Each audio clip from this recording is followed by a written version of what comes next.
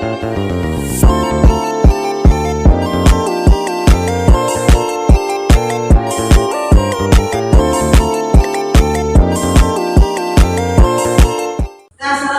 warahmatullahi wabarakatuh.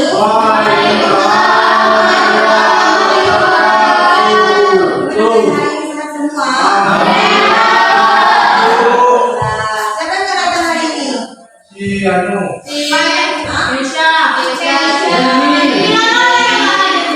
orang tidak datang?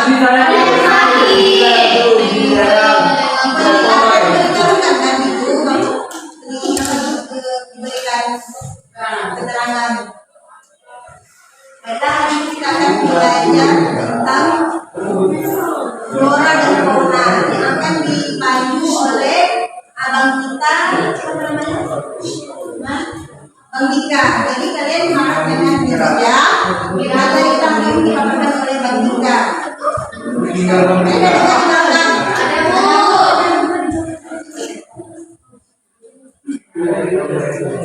Oke, baiklah. Abang sekarang ambil adik kelas kalian ya. Oke.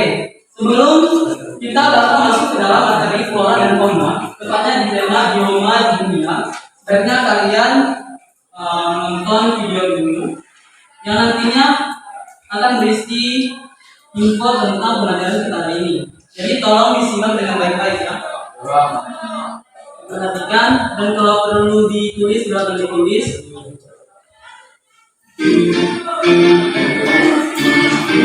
Hai, kali ini aku akan mengadakan ekspedisi di dunia.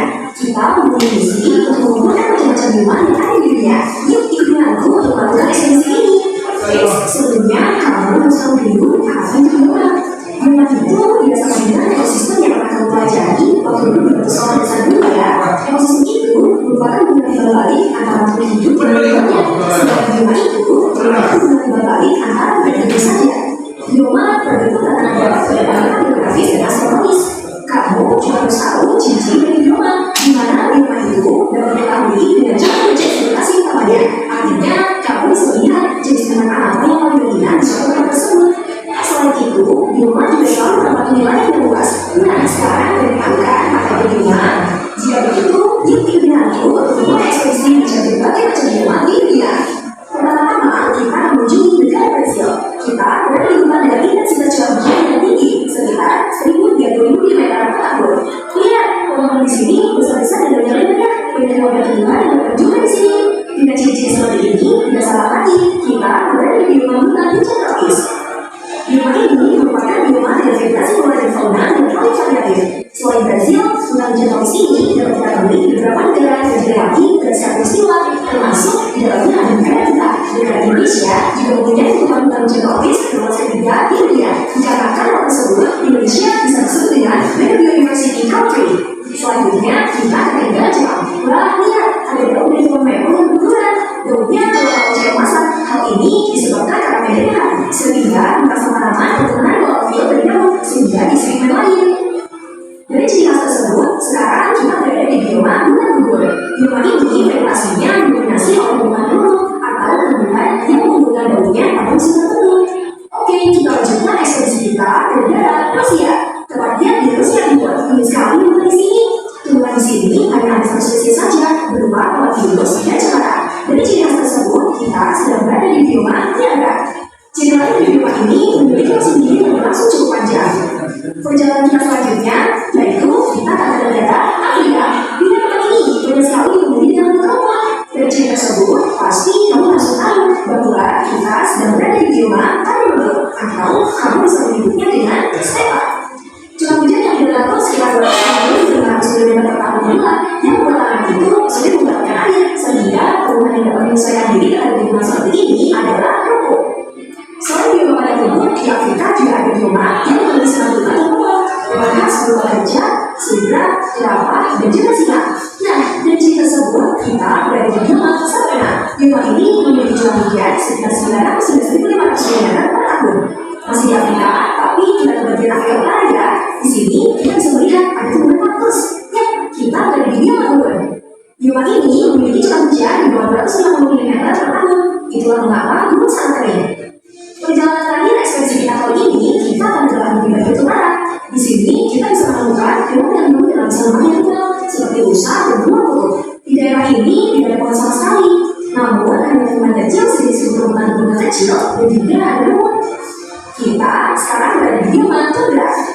ini harusnya sudah wilayahnya tertutup oleh salju.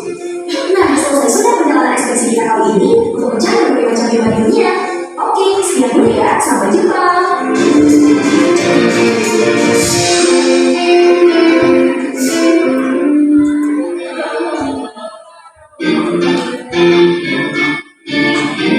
Hai, kali ini Oke.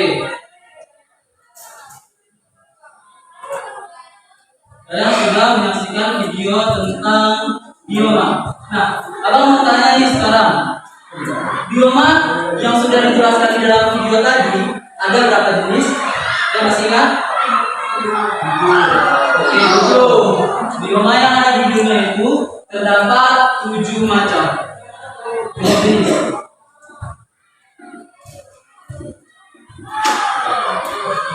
Nah, sebelum kita berbicara tentang bioma, kalian pernah dengar nggak yang namanya tingkatan ekologi? Ayo, kalian tahu nggak apa itu tingkatan ekologi?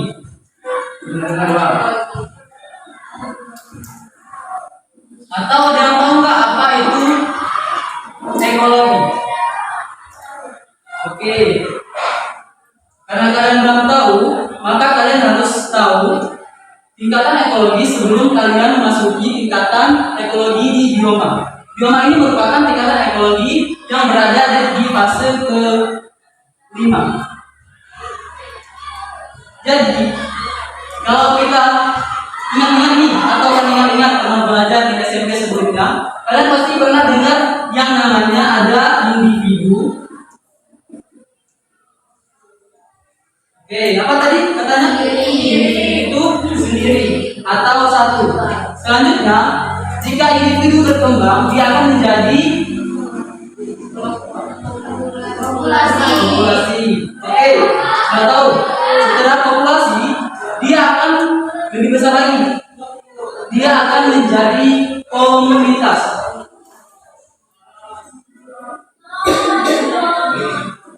Setelah komunitas, dia ada lingkungan yang lebih besar lagi.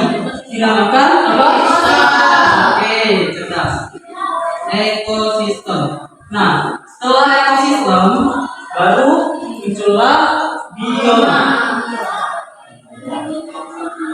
Dan di fase akhirnya itu akan ada yang namanya lapisan biosfer. Oke. Dan sebelumnya, abang mau tanya lagi nih, karena si ekosistem merupakan lingkungan kecil sebelum bioma, ada yang bisa menjelaskan apa itu definisi dari si ekosistem?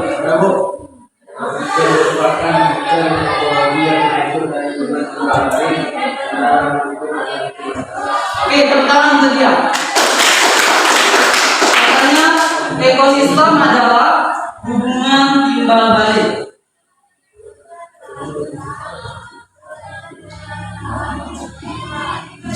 Betul sekali.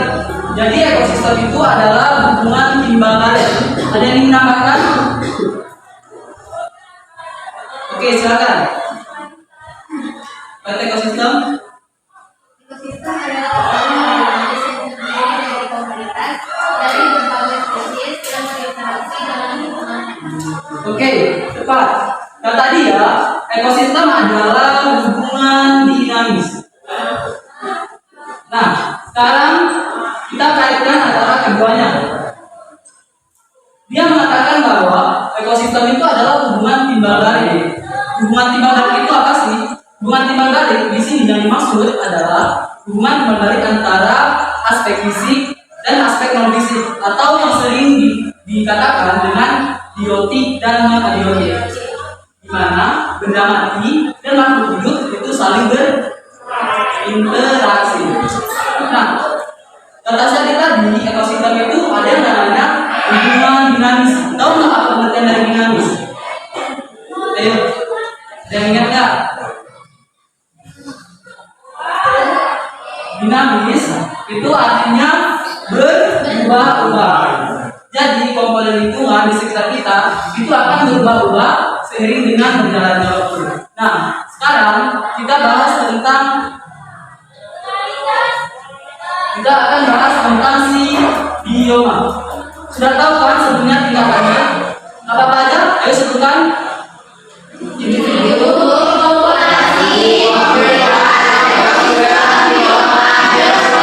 Oke, jangan sampai lupa.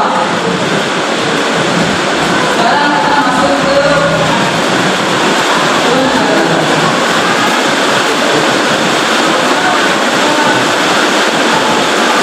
Oke, jadi total pembelajaran kita hari ini adalah pertama kalian diharapkan mampu menentukan tentang dan tema, memahami diri secara mampu menganalisis secara kritis dari tema, dan kalian akan mampu memperhatikan gambaran pola hidup. Ini garis besar di dalam pembelajaran kita ini. Oke, siapa yang membaca?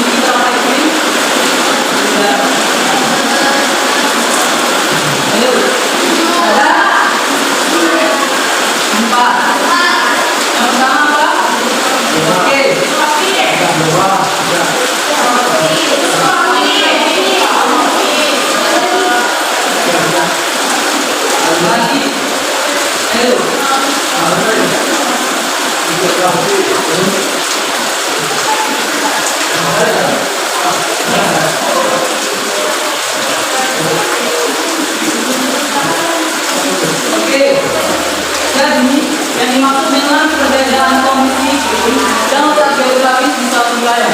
Jadi letak geografis itu akan mempengaruhi kondisi iklim di dunia.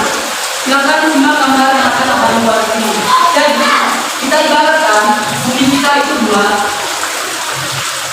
Nah, jadi garis yang membagi iklim kita ini namanya apa? Ada yang ingat nggak? Garis yang membagi dan saya yang melintang dari kutub utara ke kutub selatan. Oke, cepat. Namanya garis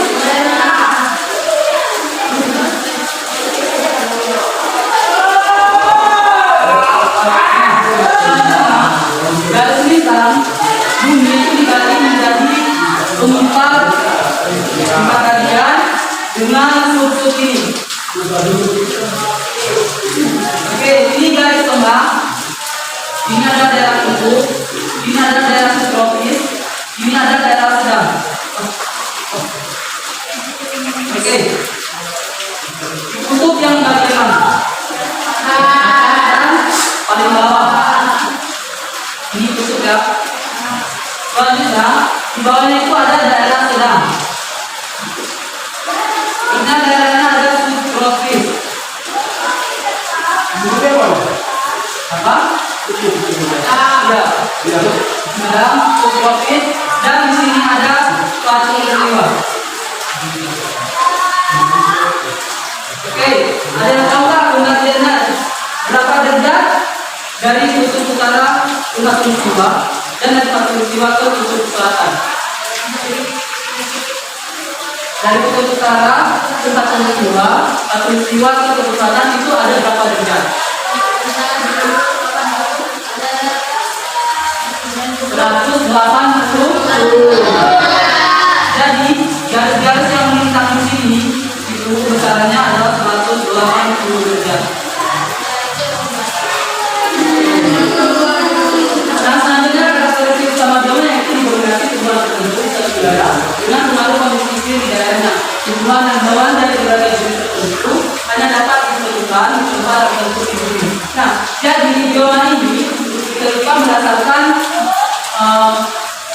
hewan dan tumbuhan itu hanya akan kita temukan atau kita dapatkan di daerah itu. Contohnya, kalian hanya akan menemukan unta di mana? Padang pasir. Yang tidak akan temukan di daerah-daerah lain. Oke, selanjutnya kita akan masuk ke jenis-jenis bioma di dunia. Nah, dari video tadi itu ada 7 bioma. Yang pertama ada bioma gunung. Silakan lihat, ini bioma gunung. Yang kedua ada bioma stepa atau padang rumput. Selanjutnya ada bioma hutan gundul. Selanjutnya ada hutan hujan tropis. Selanjutnya terakhir ada sabana. Oke. Untuk karakteristik, abang akan kasih penjelasan untuk kalian. Sementara kita bahas tentang persebaran bioma-bioma di dunia. Jadi, kalau tingkatan yang sebelum-sebelum ini mainnya di dalam daerah yang kecil. Sedangkan bioma, dia sudah main dengan wilayah yang besar. Karena tidak bisa melakukan bioma di dalam satu negara atau di dalam satu provinsi, kabupaten. Itu hanya bisa diidentifikasi dengan tingkatan ekologi yang lebih kecil, yaitu sebelum-sebelum ini. Paham? Oke. Selanjutnya kita bakal melihat peta persebaran bioma di dunia.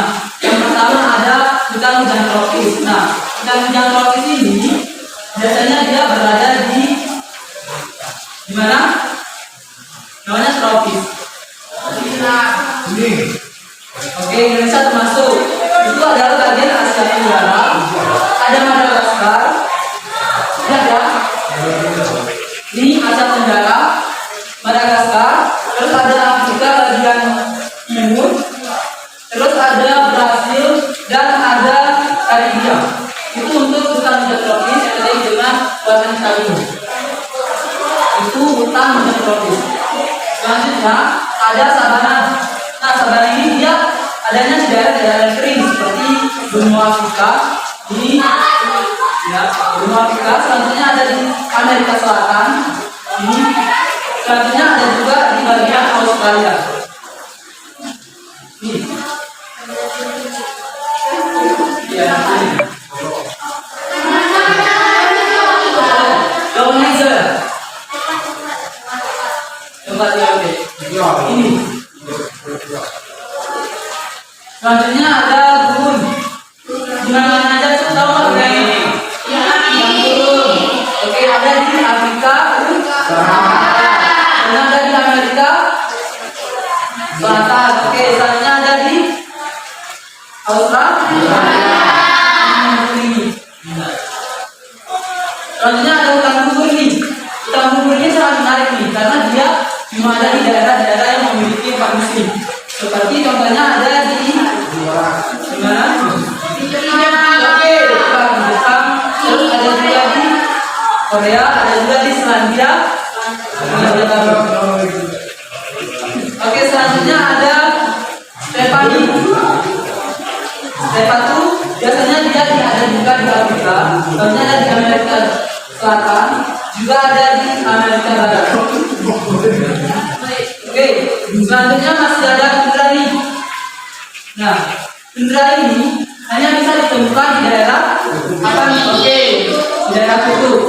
Di tundra ini cuma bisa ditemukan di daerah kutub, yaitu di kutub. Selanjutnya terakhir ada taiga. Taiga dia berada di Kanada dan Rusia.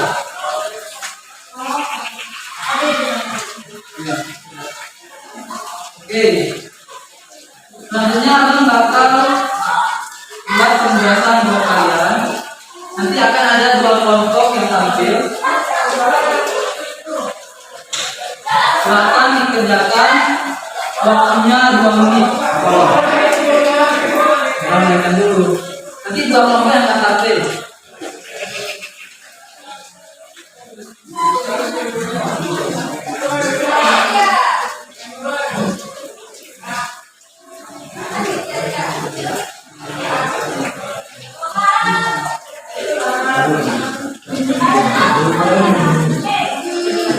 Oke, silakan kalian kerjakan KBD yang sudah diberikan tentang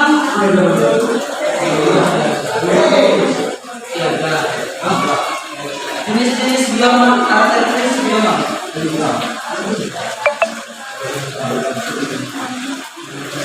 2 menit dari sekarang ya. Silakan dikerjakan.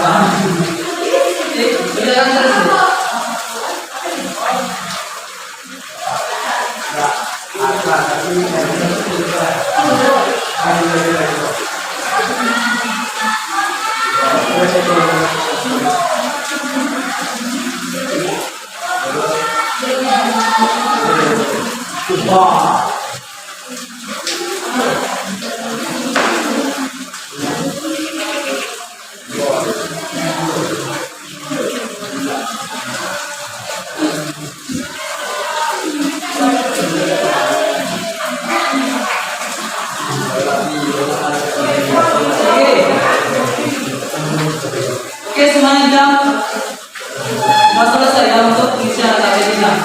Sekarang kita bakal tampilin 2 kelompok untuk pertemuan kali ini. Kelompok-kelompok selanjutnya akan didampingin di pertemuan selanjutnya. Siapa yang sudah siap? Oke, kelompok yang pertama kalian tampil setelah mereka kalian.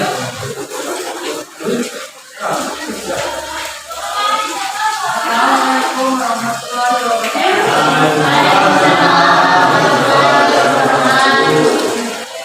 Jadi kami sudah mau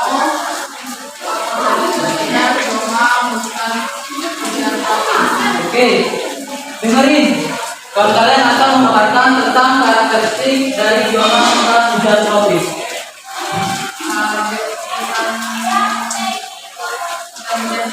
Kemudian menjadi memiliki 6. Berdasarkan 3 dari menunjukkannya. Pertama, memiliki curah hujan tinggi, yaitu lebih dari 200 mm per tahun. Memiliki pohon-pohon utama dengan ketinggian 20-40 meter. Beberapa pohon mendaun lebat dan lebat serta hijau sepanjang tahun.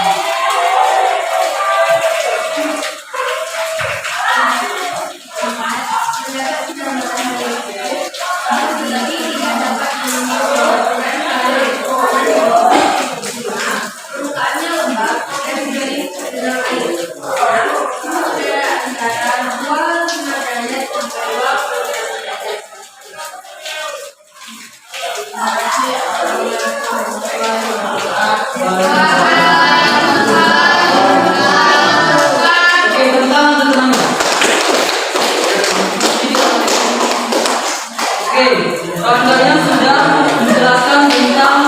karakteristik dari bioma hutan hujan tropis yang biasanya juga kita temukan di Indonesia.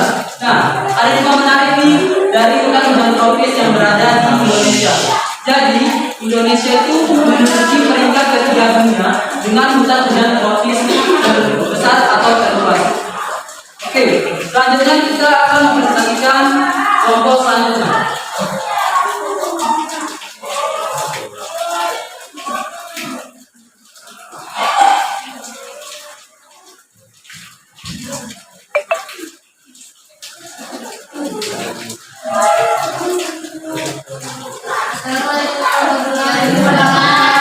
Waalaikumsalam warahmatullahi wabarakatuh.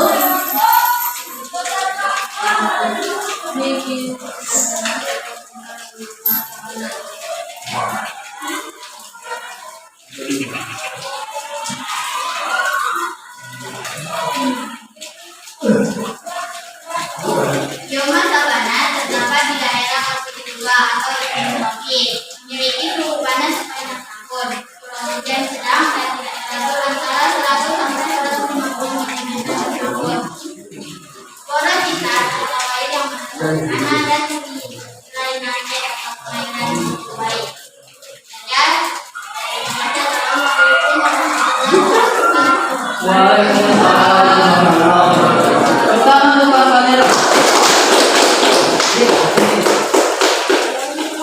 Oke, mereka sudah memaparkan tentang karakteristik dari bioma sabana. Nah, bioma sabana ini terdapat di iklim tropis, salah satunya di Indonesia.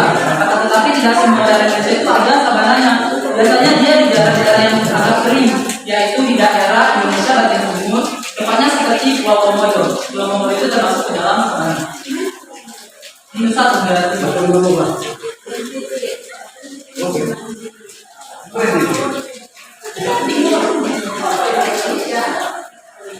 Oke, adik-adik semua, sebelum tutup pembelajaran hari ini, ada yang ingin ditanyakan? Oke, silakan. Mengapa garis bintang mempengaruhi persebaran bioma di dunia? Oke, mengapa garis bintang mempengaruhi persebaran bioma di dunia? Nah, garis bintang tadi berfungsi sebagai pembagi atau garis raya yang dijadikan sebagai acuan untuk membedakan iklim-iklim di dunia. Dapatlah iklim-iklim di dunia itu ada tropis, subtropis, sedang dan kutub utara. Nah, kaitannya kita kan sudah tahu nih kalau daerah-daerah dengan bintang yang kecil itu adalah daerah-daerah seperti Katulistiwa itu akan mendapatkan curah hujan atau matahari yang sama setiap tahunnya. Beda dengan daerah-daerah yang berada di bintang atas. Oke, dan ini akan mempengaruhi tentang suhu dan iklimnya. Oke, yang bertanya tadi intinya garis bintang mempengaruhi karena adanya perbedaan iklim dan curah hujan. Sedangkan bioma ini dia ditentukan berdasarkan curah hujan dan iklimnya. Yang mengerti? Oke.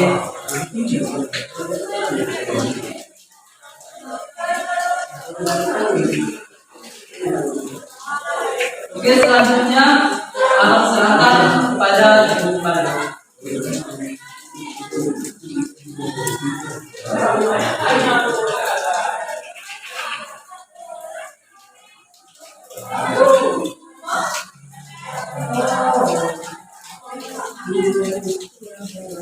Kalian semua jangan mengajar kita pola dan pola. Insya Allah udah Bu. Tadi kalau misalkan kalian yang belum ngerti, ada sama punya. Saya udah ngerti. Oke, ngerti. Ini yang bukan kita ngerti.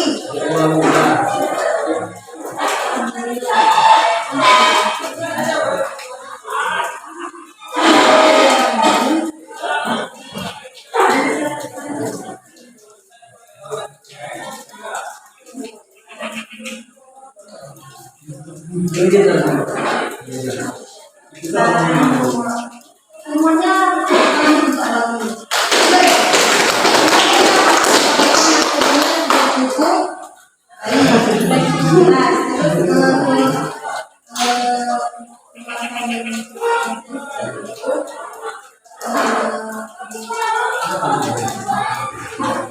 tentang perilaku mahasiswa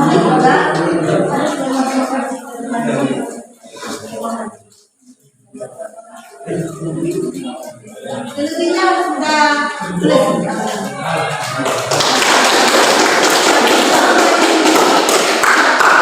Ini kita tutup. Assalamualaikum warahmatullahi wabarakatuh.